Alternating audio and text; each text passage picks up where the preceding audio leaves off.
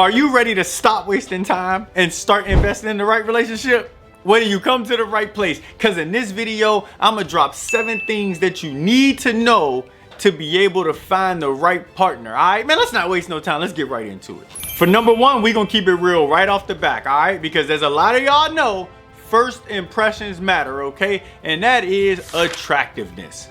When you initially see the person that you are planning to pursue, do you find them attractive? Okay, I know people are like, no, but personality matters. No, but listen, we all have the wandering eye, okay? And the last thing you want to do is always find yourself looking at other people and being like, man, they're attractive. I wonder how it would be dating them. You're on a date.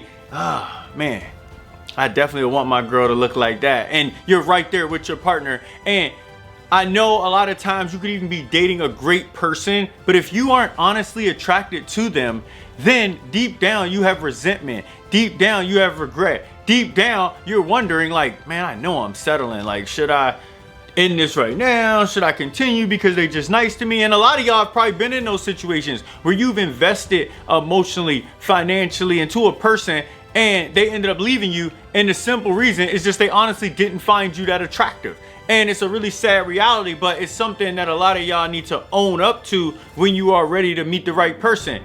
If you do not find them attractive and you have to choose all of these things to why you like them outside of that simple thing off the bat, they ain't the one for you. All right, for number 2, it's gonna be compatibility with likes and dislikes. Now, this one is really important because it's gonna play a part with y'all chemistry, all right? Now, I know toxic society has pushed the whole opposite attract. Yes, that's true within the first couple weeks when you meet a person and it's all about passion and that dopamine hit and y'all having great sex and all those other things, right? But once that slides out the way, you enter into that next 2 weeks or after like a month, and now compassion comes into play where you're actually spending time with this person and really getting to know them and everything.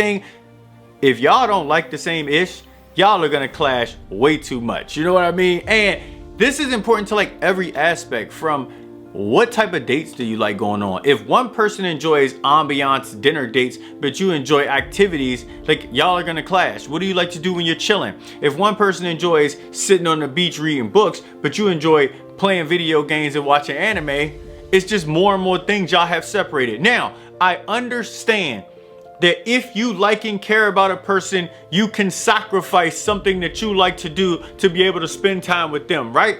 But if both parties are just really sacrificing all the time just because like they're doing it because they care about you, but honestly they don't really care about it, then y'all see that just builds up resentment over time to where it's just like, yo, I'd rather just find a person who like enjoys these things. Because another thing that's gonna happen is just y'all chemistry. Yo, y'all don't want to know the amount of female friends I've had that we've had conversations about life and content and all these other things, and they're just ecstatic and they're sharing everything to me about just all of their life things, and I'm sitting back like, well, what does your partner say about this? And I don't really talk to them about that because they don't care. And you could tell their partner's a great person, but at the end of the day, there's a part of themselves that they can't even let out because they're not on the same wavelength. And so look, if you have likes and dislikes, then you need to meet someone who in that same category. And so you might ask me, well, where do I find these people? That's simple. If you enjoy painting, go to a paint and sip. If you enjoy the gym, meet somebody at the gym. If you enjoy running, join a run club. If you enjoy acting, do an acting class. You get my point? Like, there is something for all the different likes that we have out here, and you just need to put yourself in those places and you will meet like-minded people. For number 3, we got shared values and goals. And y'all, I can't tell you how important this is with choosing the right partner, because look, if you got a person who is right now trying to live in the moment and they just want to live their best life and they're worried about the future later, but then you on your end, you're trying to stack up your investments and make sure you can retire at an early age, and so you're sacrificing some fun now, y'all don't work, right? Like at the end of the day, y'all are gonna clash about the dumbest things because of the point that y'all just don't have the same long-term goals. And now when it comes to values, let's say you're dealing with somebody who's super spiritual, you know, into astrology, all the zodiacs, and you know, everything they're doing is predestined based on the sun and the moon and the stars, then they clearly ain't gonna work with somebody who feels like action is what contributes to the life that you want to build. You feel me? Because, by the way, I've talked to somebody like this who they missed out on an opportunity, and the reason why they missed out on the opportunity is because they was watching Netflix the night before. And so I ended up asking them, like, well, what happened? And after they told me that story, they was like, but if God wanted me to have it, I would have it. And I was like, so it's not because you was watching Netflix the night before and you should have done more prep work to make sure you were ready for the opportunity? No, see, that's you always. And I was like, oh my God, I'm literally gonna lose my mind. But there are probably other men who also believe that mumbo jumbo, who would have been like, oh, I get it, because yes, if the moon would have been with the sky. You all get my point. Y'all gotta have a shared understanding or it ain't gonna work. You feel me? So find another person with the same values and goals as you. Number 4, and I know this is gonna ruffle a lot of feathers, it is figuring out the masculine and feminine energy to the relationship, okay? And who is going to have what. So masculine is, y'all know, the decision making, the leadership, the strength. Feminine is support, nurture, inspire. And again, this isn't about one dominating the other. It's about having mutual respect, because that is what leads to a healthy relationship. But what you can't have is two parties, and again, this isn't about gender role, okay? But this isn't, two parties can't have the same energy. All they do is just clash with each other too much, and then it's, you never know who's the defined leader within the relationship, and so it just always is on its head, right? And I've actually dealt with that, and so I'm telling y'all, you don't want to, because it just becomes nonsense. Now, I will defend it and say this. If you are trying to take on the masculine role, you need to understand that the feminine role will only follow you if you have established yourself as someone that can be followed, that makes good decisions about life, okay? Because I know a lot of times people just try to quickly take the gender aspect of it and be like, oh yeah, I should be masculine because I'm a man. That is not how it works. If your woman is the one taking care of everything and you around the house doing all the dishes and all those things, I'm using that as like my extreme example, but yes, if you were the man doing it, you are the feminine and the woman is the masculine, and that can shift. But of course, y'all got to figure out that dynamic on your own, and that is super important to a healthy, long-lasting relationship. For number 5, and this is super important to find out as soon as possible, because man, I've been caught off guard too many times, and it is, how far have they planned ahead when they meet you, okay? Because listen, it's some people out here right now that have strict requirements on what they had planned for their life, and they are not bending. And I've been in situations where a person didn't reveal that until like 2-3 months after, where they're like, oh, hey, by the way, when did you plan on having kids? And I'm like, oh, well, you know, probably a couple years, you know, definitely want to get to know my partner a little bit. Oh, okay, because I was thinking the next 6 months. And I'm like, ah! Oh, and by the way, before that, I need to be married, and so I want to get engaged in like the next 3 months. And I'm like, yeah, you tripping. There's literally no way I'm gonna be engaged to you and planning to marry you within 3 months, you know? But that's not an extreme example, by the way, because I ran into that twice. But the point I'm really making with it is, some people just really aren't willing to bend. They have a life they've set for themselves.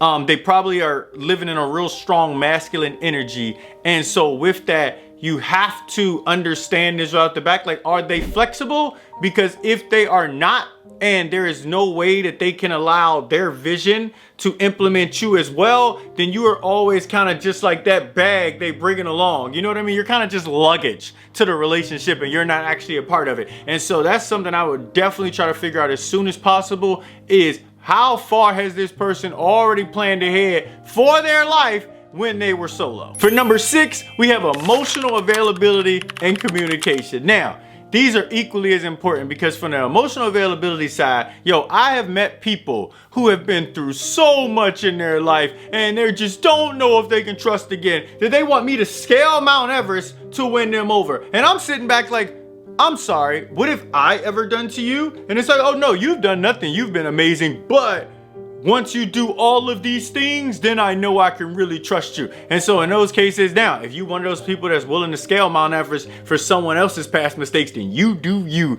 Me, I am not one of those people, and I've never looked at that as fair. And so me, I run the other way. And then when it comes to communication, this is really important, because everything is not always going to be great.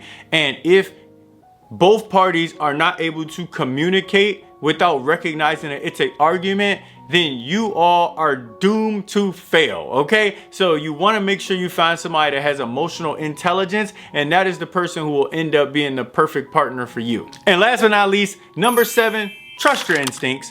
Okay, now I'm not talking about those insecurity instincts, those ones that you got going on internally, and so anything you see, you're just like, red flag, I've been through this before. Not that. That's BS, okay? What I mean is you, no matter your therapist, no matter your friends, no matter your family, you can tell everyone about your situation and everything happening within it, but at the end of the day, you are the one within it. And that gut feeling that you have deep inside, a lot of times is telling you the truth.